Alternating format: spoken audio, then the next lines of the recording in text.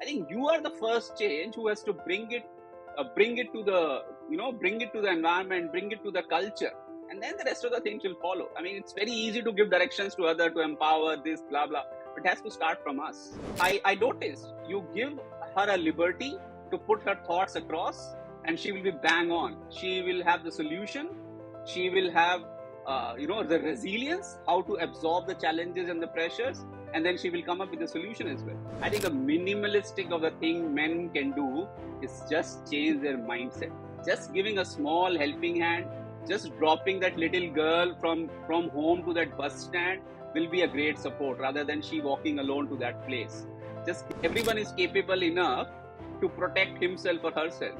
You train a girl on a taekwondo to the level of a green belt, yellow belt, or the black belt, I think she will be far more protective and can protect 100 other male boys, rather than boys protecting the girl.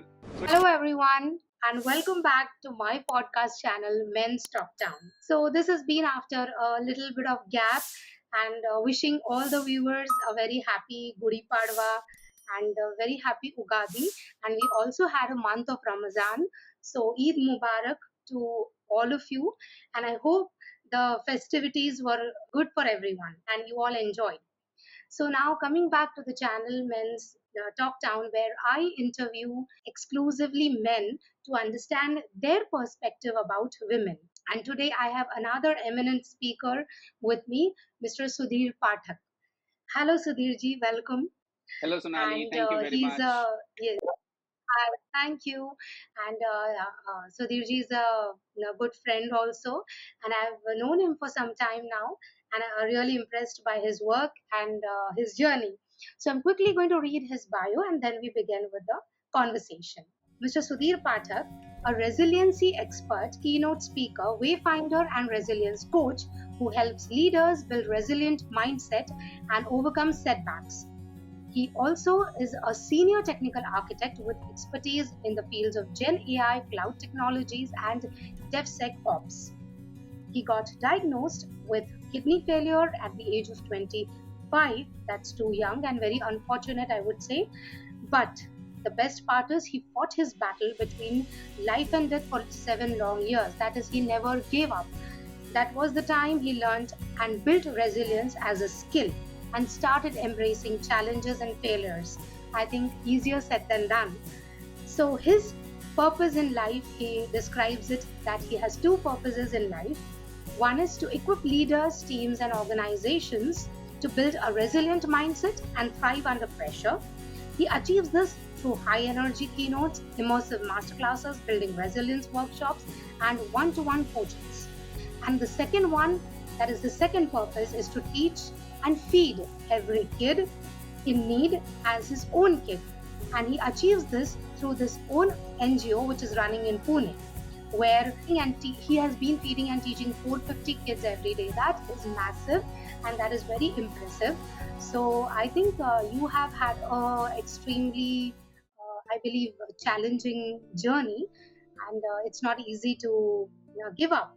So I would like to ask you that how has your life journey been, and how did you become the professional you are today, and what are the challenges you faced? Right. So as you mentioned in the bio, or in the beginning itself, Sonali, the journey. I mean, as soon as I graduated, so I'm the person, or I'm a son, I will say, who initially started my journey with a huge expectation of parents, right? That okay, this son will come, he has studied and graduated. Now he will take care of, he will take our name to the next level. But like the way you were telling, at the very young age of 25, I got diagnosed with kidney failure, and I saw life crumbling at that moment of time. And when my professional setup was very weak, I saw finances depleting, I saw people leaving me at the time. I think those 7 years taught me a lot, Sonali. Those 7 years, the beginning of those 7 years, like first 2-3 years, were more challenging because I had no self-belief. I was just floating as the life, wherever the life was taking me along. I think the remaining is the one wherein the transformation started. I started seeing life differently. I started understanding how resilience happens and what is the importance of uh, resilience in life. So that ways, I think that is the point where I started understanding resilience more as a science, rather than just as something which is inbuilt. So it is not inbuilt; it is more of a skill. Uh, and I have been this. I am. I have these. I was very passionate about speaking for since very early days. I think never took it as a professional speaking. I used to give some talk sometime and some training sessions in offices. So throughout the journey, I have been in pretty much like an IT professional, Sonali, wherein I am more into the technology sector, in the DevOps, in the now in the generative AI. We are into the artificial intelligence. So I lead a team who develops on all those things. So core technical person, but I have this flair of speaking. And I always say, when you have something and you wrap around a purpose around that thing. So I have a very passion towards speaking, passion towards helping people. But once you bring a purpose in life, it takes you to a different dimension. And I think in recent past, I got that purpose in life where I started knowing what do I want to achieve. So I sincerely feel resilience is one skill which is required to be known, to be taught, to be understood by everyone. I mean, as young as a small kid, or the college students, or the working professionals, leaders, organizations, institutions, you name it, it is required everywhere. So I bring this motto then, Sonali, that okay, let's take resilience a step forward and teach resilience. Make people resilient, let them thrive under pressure, take challenges as opportunities so that they can move on. So those are my ambitious goals, Sonali. And then definitely I love kids. So I put a lot of energy on my NGO as well, wherein we, as of now, as you rightly mentioned, we have some 450 kids. We started some 4 years back. We have one batch pretty much matured now, and then we are taking 2 more batches. So that's another passion which I have. I just want to feed them, teach them, make them socially ready as my own kid, and that's something which I'm loving. So that's pretty much my journey. There are lots of ups and downs, Sonali, but in short, this is what exactly has built me, and I'm very delighted with whatever the challenges which came in the past, because those were the ones who basically made me, or which basically made me who I am today, Sonali. So I think yes, I can see that you are a very passionate speaker as you speak, and yes, definitely that one word resilience, it means a lot, and I think everyone goes through some kind of other setback in life, but how they come out of it is more important. That's what matters. Absolutely. Giving up or not giving up, I think, is the key. So moving ahead, thank you, I mean, for sharing your about you and your journey, your beautiful journey. So now moving ahead with our podcast topic about men's talk town. So my first question, or rather conversational thing, would be that who are the women who have been in your life and how you have encouraged them?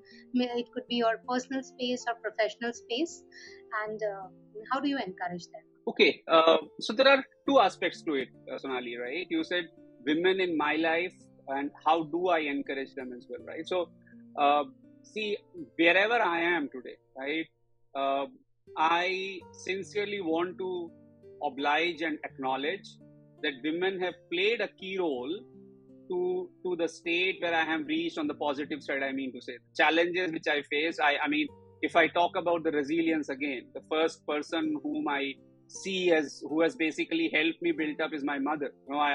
She demonstrated the resilience. That's why I was able to catch hold of that. And then another person is my wife.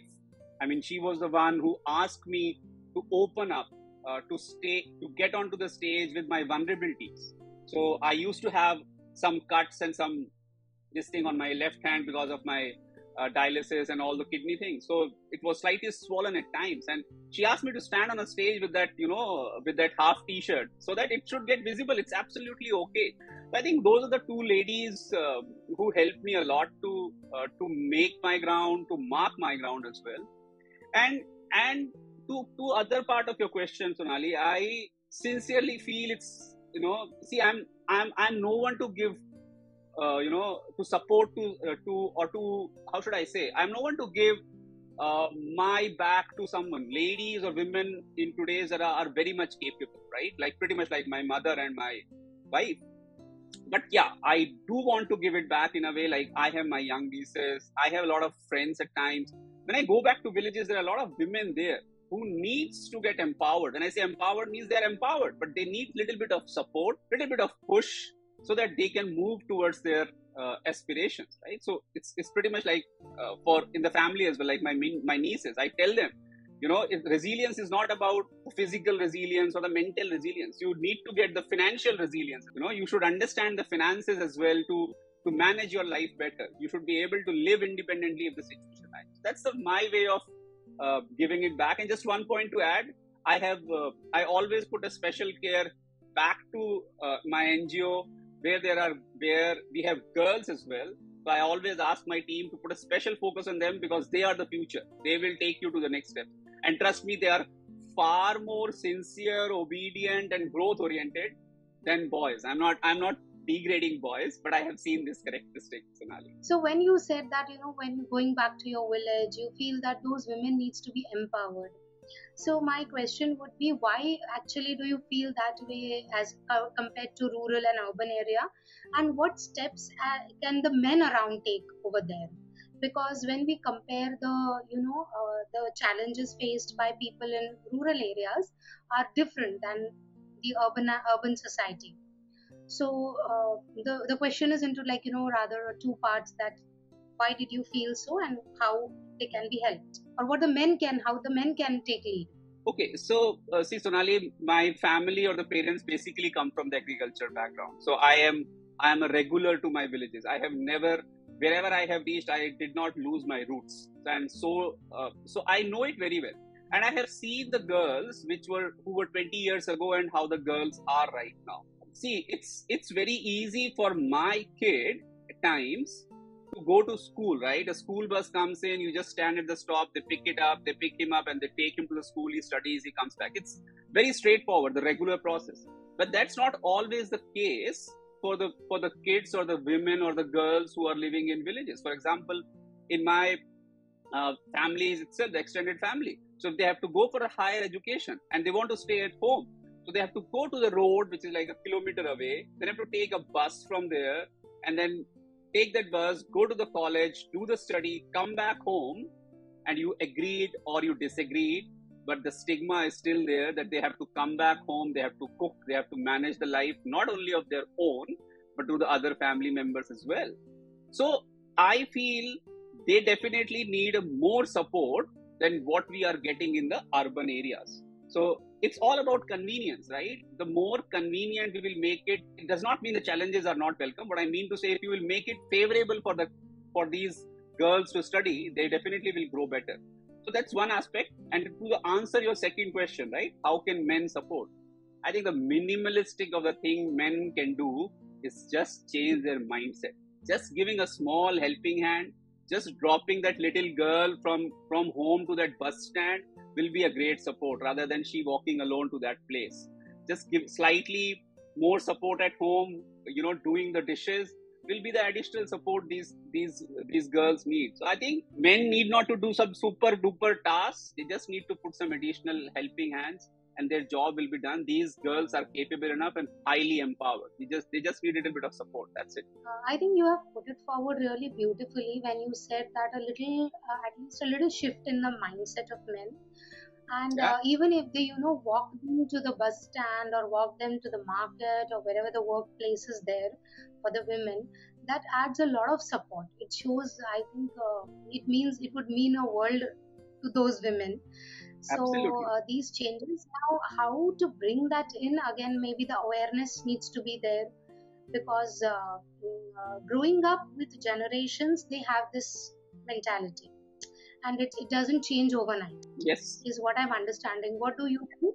No, I sincerely agree. And see, if we have to bring a change, right, and be it any change, but let's talk about the change in the mentality towards girl, it has to start from us. It has to start from me. The kids will. What does kids do? Kids mostly emulate whatever I will be doing or the family will be doing. Kid will be catching them up more faster than if you will be teaching them. So, you do this, they will be hardly interested. But you show it to them, they will be quick to grasp, right? So it's actually on to us who are more adults to show it to them that how to put the respect to the women. If I am respecting my wife, my brother, my family, the women in my family, it will automatically be transferred to the people or to the kids there. So I think we have a huge role to play there. And even if we are not staying in villages as well, when we go to villages, right?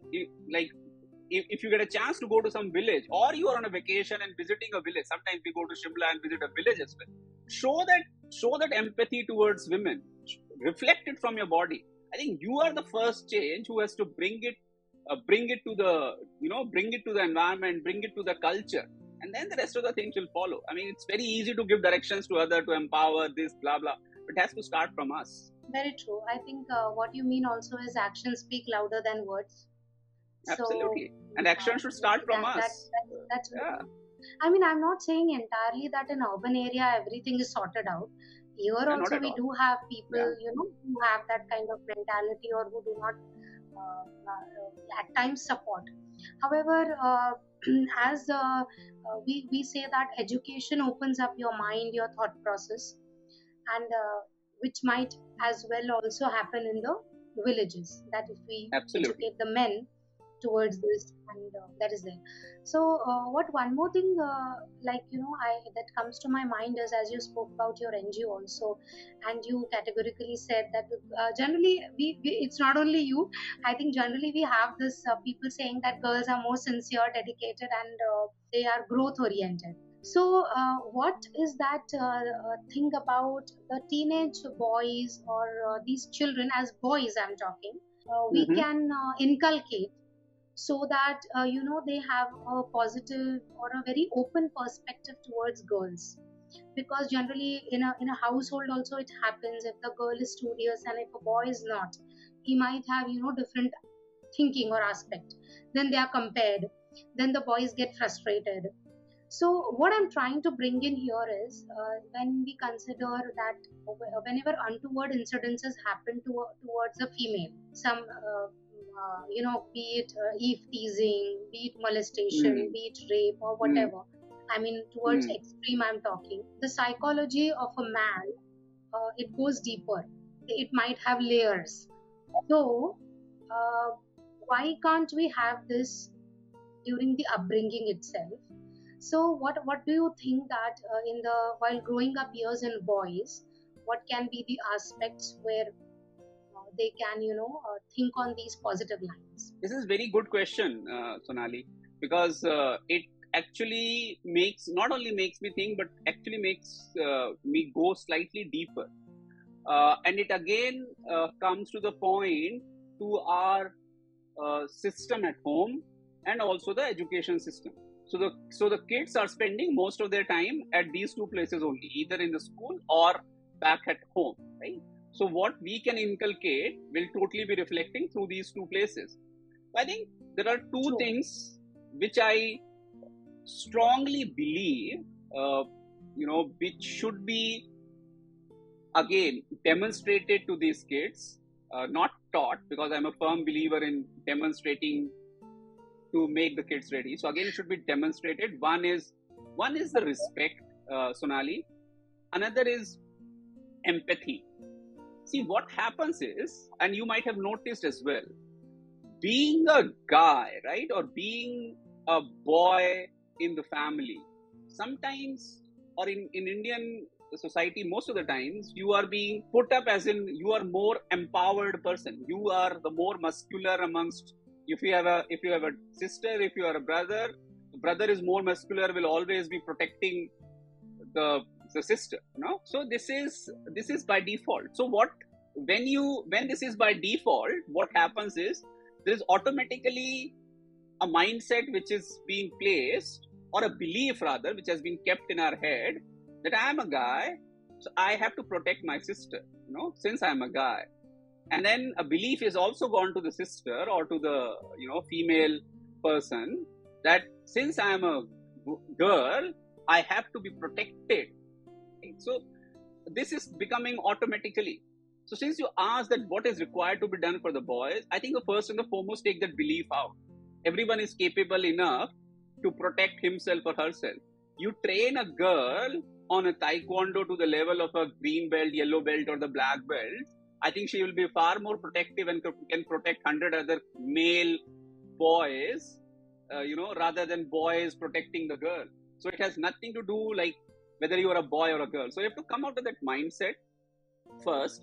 I think since you were touching on the points of like eve teasing and the molestation, etc. as well, I just want to bring on one more point is, which I was mentioning earlier, is the respect and empathy. This requires to be demonstrated. If I show respect in my family towards my wife or towards my other family members, or even to the younger family members, right, like my nieces or my daughter itself, so that will automatically be visible to a boy as well, right? And similarly, the empathetic side of things as well. So if something is going wrong, or if something unfortunate has happened, rather than shaming them and naming them and going away from it, the boy or a male member should be able to step up and should be able to empathize on that, right? That, okay, I stood with you and I understand what you're going through, rather than running away and leaving this thing. So I feel those are few aspects, Sonali, which can help tremendously. But the crux of the whole story again remains the same. The onus is on us, that how do we take it forward to our kids or to the younger generation. So I think as you speak, what also comes to my mind is the distinctively, as you said, that what we demonstrate as in family, as parents or as elders, the kids pick up, and taking onus and showing empathy towards the girls. I think one more thing which also comes to my mind is that while growing up, the point which you highlighted very correctly, that by default the men are considered to take responsibility. At times it is unsaid, and it is like the burden falls on them automatically. So this aspect even the girls needs to understand, I think, that nothing is by default. Men also have a right to cry. Men also have a right to feel weak.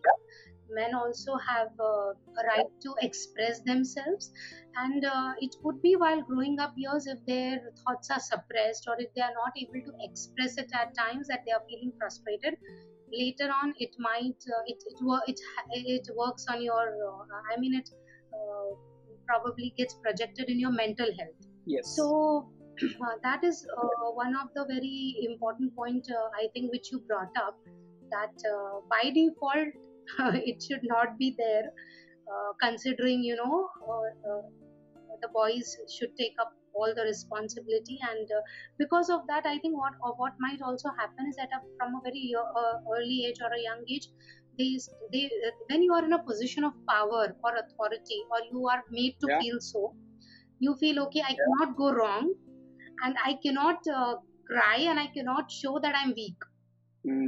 So they always try to project that, okay, and it's a very vulnerable age while growing up. So this also needs awareness. I feel so. This also very much needs awareness, that how the boys should be treated, not only the girls, but how the boys should be treated. Absolutely, and you made a very strong point. So I think, see, the world is never only boys or only girls. It's a blend of both.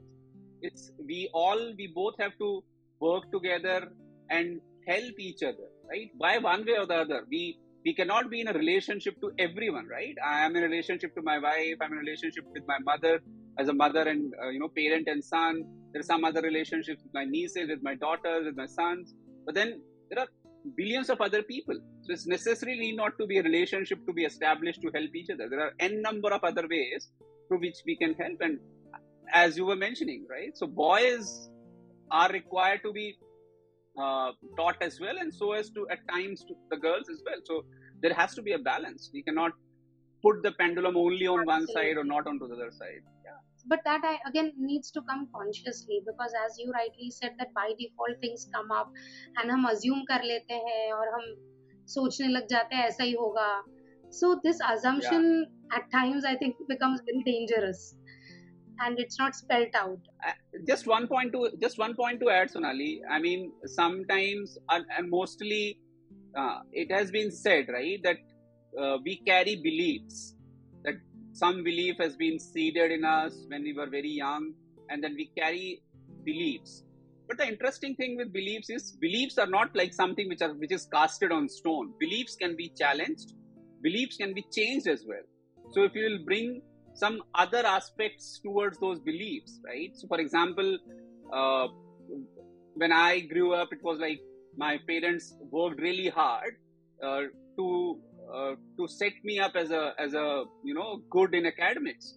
So I always saw money as something which is required to be saved first before it gets spent. So that was a belief which I was carrying. But as I started getting more wisdom, I started talking to more people.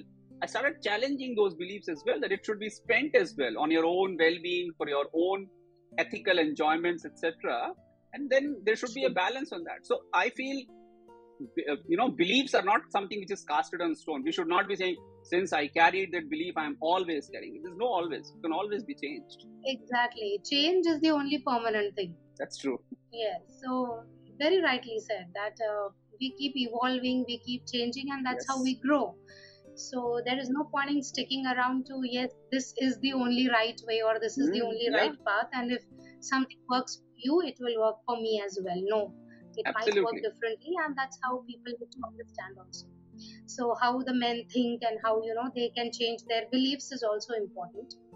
Not necessarily what they have seen in their family they need to carry forward that same thing, but they can improvise. Coming towards the closure, I would like to ask you, what is that one point which you think that as men, considering their thought process or the way they work or way they think, what is that one strong point that they should implement to create a safer space for women? Okay, this is interesting, right? What is one thing which men should do ideally to create a safer place for women? That's what your question is, right? I feel one thing which I observed has given a lot of strength and lot of uh, safe space to women is liberty. More you give them those wings to think, to evolve, to act that they want to act on. I think they will feel more strengthened, and once they feel strengthened, the place of security will start coming automatically. Because once you feel courageous, once you feel that you have the required strength, then you don't need those outer forces to protect you. Then you are deep within feeling that I am capable enough to do.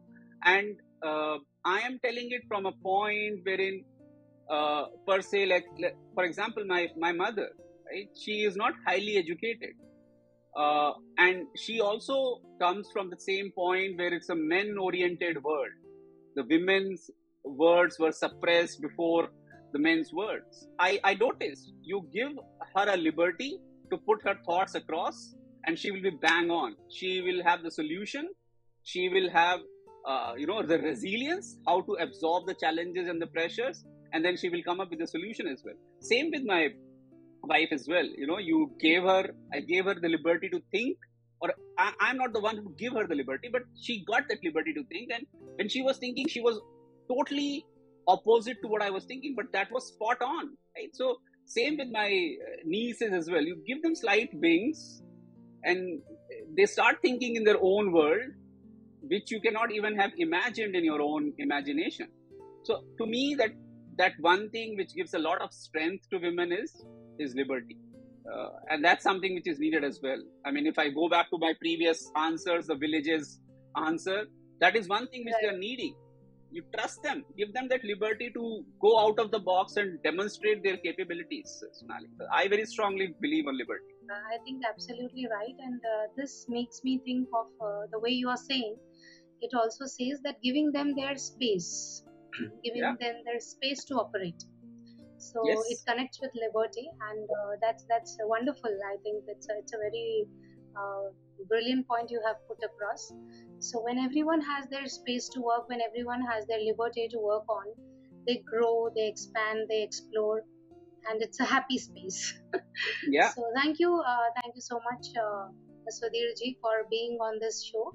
And I really appreciate the way, you have fought your life battle and the way you have spoken from your own experiences. It was simply amazing. And thank you so much. And I would like to tell our viewers that as Mr. Sudhir is based out of Delhi and he speaks on resilience, please connect with him on LinkedIn and other social media. I'll be sharing it down, in the comment section and in the description. So please do come get in touch with him if you would like to talk to him more about it. Of course, if you want to connect with him for his NGO and to know more about that, please do connect. So thanks a lot, Sudhirji, for taking out time and for being on this show. Thank you very much. Thank you, Sonali. It was, and it in fact is a pleasure. It was a pleasure talking, putting my points, and those were very introspecting questions, and helped me to think and then come up out of my own life journey. But wonderful. It's a great experience sitting here and talking to you, Sonali. Thank you. Thank you. Bye. Thank you, Sonali. Bye.